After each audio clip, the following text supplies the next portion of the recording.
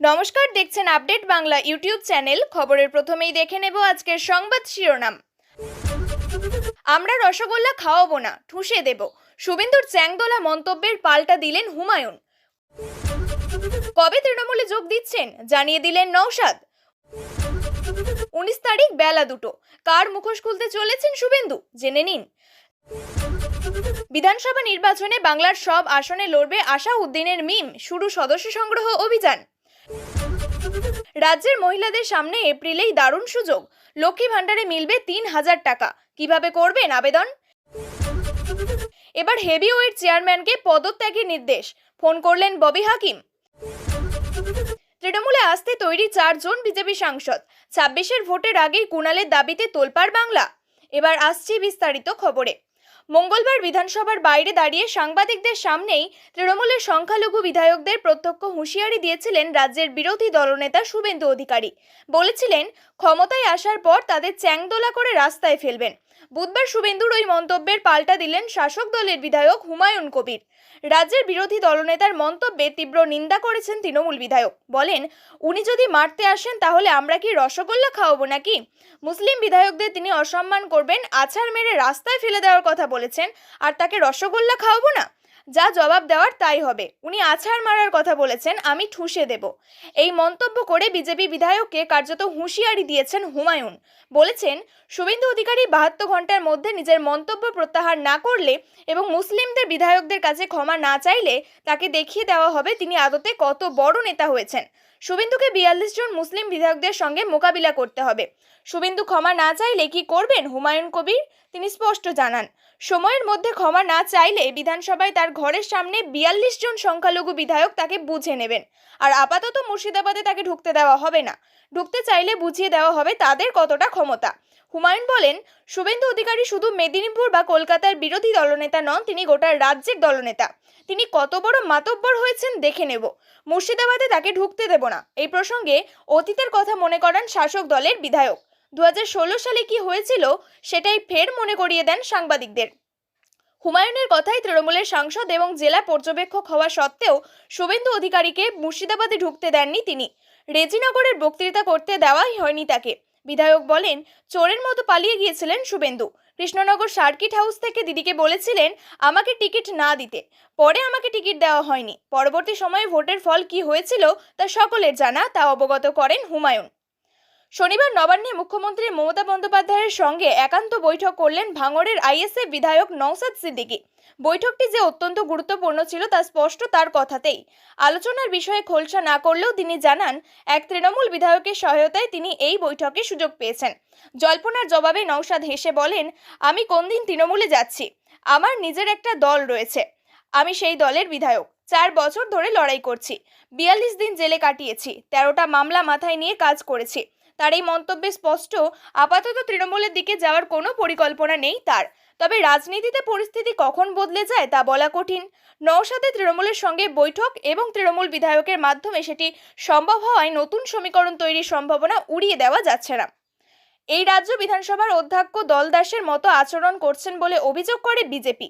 আর এবার সেই অধ্যক্ষকে টাইট দিতে তাই বিধানসভা বারুইপুরে বড় কর্মসূচি নিতে চলেছে বিজেপি। তাই তারিখ এবং সময়ের কথা উল্লেখ করে মুখোশ খোলার হুঁশিয়ারি দিলেন রাজ্যের বিরোধী দলনেতা শুভেন্দু অধিকারী। প্রসঙ্গত, এদিন রাজ্য বিধানসভায় ওয়াকআউট করেছে বিজেপি, আর তারপরেই বাইরে বেরিয়ে এসে স্পিকারের দলদাসের মতো আচরণ নিয়ে কটাক্ষ করেন শুভেন্দু অধিকারী। তিনি বলেন, আগামী 19 তারিখ দুপুর 2টোর সময় কালো ব্যাচ পড়েছে বিজেপির সমস্ত বিধায়করা। এই স্পিকারের যে বিধানসভা কেন্দ্র সেই বারুইপুর শহরে তার মুখোশ খুলব আমরা। সেখানেই তিনি যেভাবে বিধানসভাকে অগণতান্ত্রিক পদ্ধতি প্রয়োগ করেছেন, যেভাবে গণতন্ত্রকে ধ্বংস করছেন, তার বিরুদ্ধে আমরা কর্মসূচি নেব। গত মঙ্গলবার পশ্চিমবঙ্গের আসাউদ্দিন ওয়েসির দল অল ইন্ডিয়া মজলিস ইহাদুল মুসলিম আনুষ্ঠানিকভাবে সদস্য সংগ্রহ অভিযানের সূচনা করেছে। দলের তরফে একটি সাংবাদিক বৈঠকে জানানো হয়, একটি নির্দিষ্ট নম্বরে মিসড কল দিলেই মিমের সদস্য হওয়া যাবে। মিমের এই নতুন উদ্যোগের মধ্য দিয়ে তারা পশ্চিমবঙ্গের রাজনৈতিক পরিসরে নিজেদের অবস্থান দৃঢ় করতে চাইছে এবং আগামী বিধানসভা নির্বাচনে প্রার্থী দেওয়ার প্রস্তুতি নিচ্ছে। পশ্চিমবঙ্গের আসন্ন বিধানসভা নির্বাচনে 2026 সালের পূর্বে অনুষ্ঠিত হবে এবং মিমের প্রধান লক্ষ্য হবে নির্বাচনের বড় ধরনের কৌশল কৌশলগত সাফল্য অর্জন করা। দলটি মনে করছে যে পশ্চিমবঙ্গের সংখ্যালঘু এবং নির্দিষ্ট সামাজিক গোষ্ঠীগুলির মাধ্যমে তাদের উপস্থিতি দৃঢ় করার মাধ্যমে তারা রাজনীতিতে একটি গুরুত্বপূর্ণ ভূমিকা নিতে পারে। তাদের মূল লক্ষ্য হল পূর্ববর্তী নির্বাচনী ফলাফলগুলির মাধ্যমে প্রমাণিত ভোট ব্যাংকগুলিতে নিজেদের শক্তি প্রতিষ্ঠা করা। রাজ্যের রাজনৈতিক মঞ্চে মিমের প্রস্তাব আগামী দিনে বড় হতে পারে যদি তারা তাদের লক্ষ্য পূরণে সক্ষম হয়। মিমের সদস্য সংগ্রহ অভিযানের প্রাথমিক লক্ষণগুলি এই দিকটিতে ইঙ্গিত দেয় যে তারা পশ্চিমবঙ্গের এক শক্তিশালী রাজনৈতিক ফ্যাক্টর হয়ে উঠতে পারে। তৃণমূল কংগ্রেসের এই বিজেপির আধিপত্যের মধ্যে মিম একটি শক্তিশালী তৃতীয় শক্তি হয়ে উঠতে পারে, বিশেষত যদি তারা সংখ্যালঘু ভোট ব্যাংক এবং অনগ্রসর শ্রেণীর মধ্যে সমর্থন আদায় করতে সক্ষম হয়। পাশাপাশি রাজ্যের রাজনৈতিক পরিস্থিতিতে মিমের উপস্থিতি তৃণমূল কংগ্রেস এবং বিজেপির ভোট ব্যাংক ভাগাভাগির বিষয়টি নতুন করে আলোচনায় নিয়ে আসবে। যদি মিম পশ্চিমবঙ্গে তাদের অবস্থান মজবুত করতে পারে তবে আগামী নির্বাচনে এই রাজ্যের রাজনৈতিক প্যাচওয়ার্কে এক গুরুত্বপূর্ণ পরিবর্তন আনতে পারে। প্রসঙ্গত জানিয়ে রাখা যে মিমের পশ্চিমবঙ্গে সদস্য সংগ্রহ অভিযানের ঘোষণা এবং আগামী বিধানসভা নির্বাচনে প্রার্থী দেওয়ার প্রস্তুতি তাদের রাজনীতির পরিসরে নতুন দিগন্ত খুলে দিতে পারে। যদিও তাদের ভোটের প্রস্তাব সুনির্দিষ্ট নয়, তবে দলটি যদি সংখ্যালঘু এবং পিছিয়ে পড়া শ্রেণীর মধ্যে সমর্থন বাড়াতে সক্ষম হয় তবে তা রাজ্যের রাজনৈতিক পরিস্থিতি নতুন করে রূপান্তর করতে পারে। এভাবে পশ্চিমবঙ্গের আগামী নির্বাচনে মিম একটি নতুন রাজনৈতিক শক্তি হিসাবে আবির্ভূত হতে পারে যা পুরো রাজ্যের রাজনীতিতে গুরুত্বপূর্ণ প্রভাব ফেলবে। পশ্চিমবঙ্গে তৃণমূল সরকার তাদের জনপ্রিয় প্রকল্প লক্ষ্মী ভাণ্ডারের অনুদান 3 গুণ বাড়ানোর সিদ্ধান্ত নিয়েছে। এবার থেকে রাজ্যের আর্থিকভাবে পিছিয়ে পড়া মহিলারা প্রতি মাসে 3000 টাকা করে ভাতা পাবেন। বিধানসভা নির্বাচনের আগে এই ঘোষণাকে তৃণমূলের বড় চমক বলেই মনে করা হচ্ছে। আগে সাধারণ শ্রেণীর মহিলারা মাসে 500 টাকা করে পেতেন, যা বাড়িয়ে 1000 টাকা করা হয়েছে। তপশিলি জাতি ও উপজাতিভুক্ত মহিলারা 1000 টাকা পেতেন, যা এখন 1200 টাকা করা হয়েছে। এবার থেকে প্রত্যেক উপভোক্তার অ্যাকাউন্টে 3000 টাকা জমা পড়বে। 25 থেকে 60 বছর বয়সী মহিলারা এই প্রকল্পের সুবিধা নিতে পারবেন। সরকারি চাকরিজীবী মহিলারা এই প্রকল্পের আওতায় আসবেন না। বার্ষিক আয় 2.5 লক্ষ টাকার কম হলে তবেই মিলবে এই অনুদান। এপ্রিল মাস থেকেই নতুন হারে টাকা পাবেন উপভোক্তারা। এই অনুদান পেতে ইনকাম সার্টিফিকেট জমা দেওয়া বাধ্যতামূলক। রাজ্যের অন্যতম জনপ্রিয় প্রকল্প লক্ষ্মী ভাণ্ডার ইতিমধ্যেই কোটি কোটি মহিলার জীবনকে স্বনির্ভর করেছে। এবার তৃণমূল কংগ্রেস এই ভাতা 3 গুণ বাড়িয়ে 3000 টাকা করার সিদ্ধান্ত নিয়েছে, যা মহিলাদের আর্থিক নিরাপত্তা আরও জোরদার করবে। লোকসভা নির্বাচনের আগে মমতা বন্দ্যোপাধ্যায়ের এই সিদ্ধান্ত ভোট ব্যাংকে বড় প্রভাব ফেলতে পারে বলে মনে করছেন রাজনৈতিক বিশেষজ্ঞরা।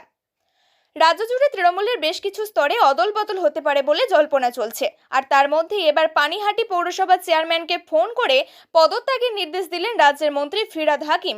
স্বাভাবিকভাবেই হঠাৎ করে এই পৌরসভার চেয়ারম্যানকে কেন পদত্যাগ করতে বলা হলো তা নিয়ে তৈরি হয়েছে জল্পনা। সূত্রের খবর, পানিহাটি পৌরসভার চেয়ারম্যান মলয় রায়কে ফোন করেন রাজ্যের মন্ত্রী ফিরহাদ হাকিম, আর সেখানেই মমতা বন্দ্যোপাধ্যায়ের নির্দেশে তাকে পদত্যাগ করার নির্দেশ দেওয়া হয়েছে বলে জানিয়ে দেন তিনি। আর এই ঘটনা সামনে আসার পরেই রীতিমতো শোরগোল পড়ে গিয়েছে। সব মিলিয়ে গোটা পরিস্থিতি কোথায় গিয়ে দাঁড়ায় সেই দিকেই নজর থাকবে সকলের। সোমবার বিজেপি ছেড়ে তৃণমূলে যোগ দেন শুভেন্দু ঘনিষ্ঠ বিধায়ক তাপসী মণ্ডল, আর এদিন বিকেলেই মুখ্যমন্ত্রীর সঙ্গে 25 মিনিটের বেশি সময় ধরে বৈঠক করেন আইএসএফ বিধায়ক নওশাদ সিদ্দিকী। তবে কি তিনি আসন্ন বিধানসভা নির্বাচনের আগেই শাসক শিবিরে যোগ দিতে চলেছেন? এই নিয়ে শুরু হয় জোর জল্পনা। সূত্রের খবর, পানিহাটি পৌরসভার চেয়ারম্যান মলয় রায়কে ফোন করেন রাজ্যের মন্ত্রী ফিরহাদ হাকিম, আর সেখানেই মমতা বন্দ্যোপাধ্যায়ের নির্দেশেই তাকে পদত্যাগ করার নির্দেশ দেওয়া হচ্ছে বলে জানিয়ে দেন তিনি। আর এই ঘটনা সামনে আসতেই রীতিমতো শোরগোল পড়ে গিয়েছে। সব মিলিয়ে গোটা পরিস্থিতি কোথায় গিয়ে দাঁড়ায় সেই দিকেই নজর থাকবে সকলের। 2026-এর রাজ্যে বিধানসভা ভোট তার বছরখানেক আগে থেকেই শুরু হয়ে গিয়েছে দল বদলের পালা। সম্প্রতি বিজেপি ছেড়ে তৃণমূলে নাম লিখিয়েছেন হলদিয়ার বিধায়ক তাপসী মণ্ডল। মন্ত্রী অরূপ বিশ্বাসের হাত থেকে তুলে নিয়েছেন দলীয় পতাকা। তার রেশ পুরোপুরি কাটার আগেই বিস্ফোরক দাবি করলেন তৃণমূলের রাজ্যের সাধারণ সম্পাদক কুণাল ঘোষ। ভোটের আগে দলবদল একেবারেই নতুন নয়। কেউ তৃণমূল ছেড়ে বিজেপিতে যান, কেউ আবার বিজেপি ছেড়ে লেখান শাসক দলে নাম। 26-এর লোকসভা নির্বাচনের আবহেও দেখা গিয়েছিল এই ছবি।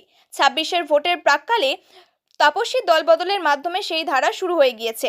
এমতো অবস্থায় বড় মন্তব্য করলেন তৃণমূলের রাজ্যের সাধারণ সম্পাদক কুণাল ঘোষের দাবি, বিজেপিতে অন্তত 4 জন সাংসদ তৈরি হয়ে বসে আছেন, একাধিক বিধায়কও তৈরি, কেবল সময়ের অপেক্ষা। গেরুয়া শিবিরে অন্তত 10 থেকে 12 জন নিয়মিত যোগাযোগ রাখছে বলে দাবি করেন তৃণমূল নেতা। উল্লেখ্য, 26-এর বিধানসভা ভোটের আগে এখনো বছর খানেক বাকি। তবে তার আগেই শুরু হয়ে গিয়েছে দল বদলের পালা। ইতিমধ্যেই বিজেপি ছেড়ে তৃণমূলে নাম লিখিয়েছেন হলদিয়ার বিধায়ক তাপসী মণ্ডল। তিনি একসময় সিপিএম এর অংশ ছিলেন, পরবর্তীতে নাম লেখান বিজেপিতে।